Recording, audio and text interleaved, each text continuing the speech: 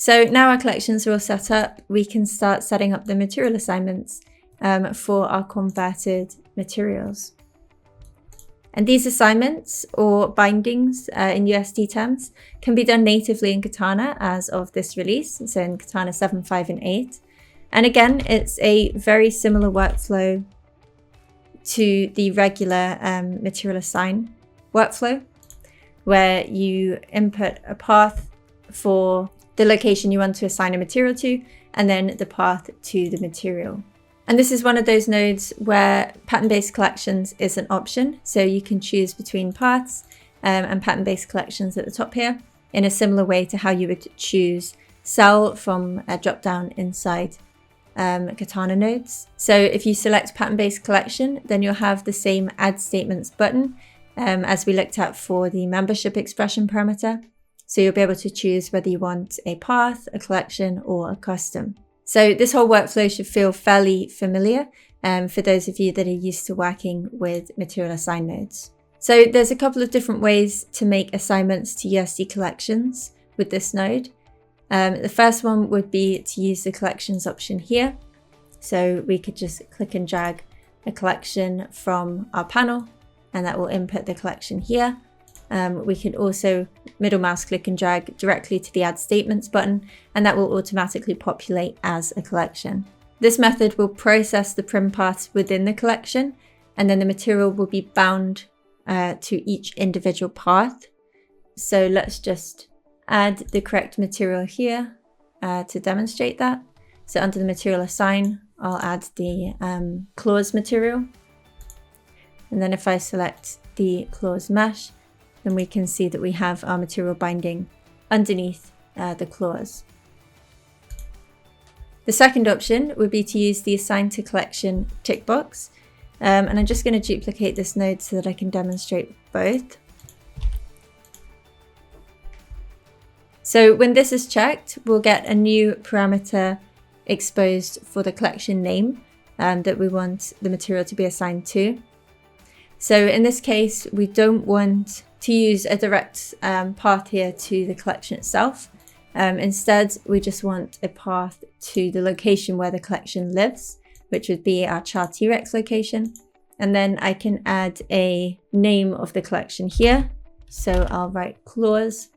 And what this is doing now is assigning the material to the collection itself, rather than resolving the paths and assigning to each individual one. So again, we can verify this by looking in the attributes for the char T-Rex location this time. And we can see here that there is a binding to a collection. And we have the collection and the material paths here. And we could also use the new USD text view tab to see the difference in the USD data between these two methods. So this tab allows us to analyze the USD for any selected node. Or the entire stage up until the selected node. So first, if I disable this and then re-enable this one, then we can see that the binding is made directly to the clause prim. And then if we have a look at the other method,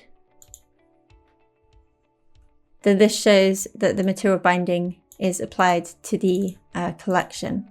So both of these are valid workflows for making assignments to collections. There may be cases where one might be better than the other, but in this case, the result would be the same. So I'm just going to stick with the first one here. And I'll just create another group stack and add the rest of the material assignments for the other collections and materials.